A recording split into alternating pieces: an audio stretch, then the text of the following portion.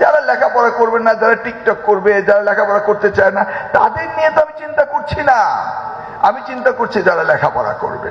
এখন হঠাৎ করে শিক্ষার্থীরা তারা ভাবছে যে তারা আগের মতো মব করলে, ফেসবুকে আমার বিরুদ্ধে হাহা দিলে আমি বোধহয় ঘাবড়ে যাব না। তো 30 মিনিটের এমসিকিউ পদ্ধতি ঢাকা শহরের নামি দামি স্কুলগুলো, আমি গ্রামান্তরে বলছি না, তারা 10 মিনিট যায়, 15 মিনিট যায়, 20 মিনিট যায়।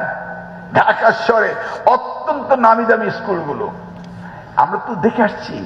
আমি তো মন্ত্রিত্ব যাওয়ার পর বসে নেই, এডুকেশন নিয়ে কাজ করছি। আমার একটা সংগঠন রয়েছে, এডুকেশন রিসার্চ ইনিশিয়েটিভ।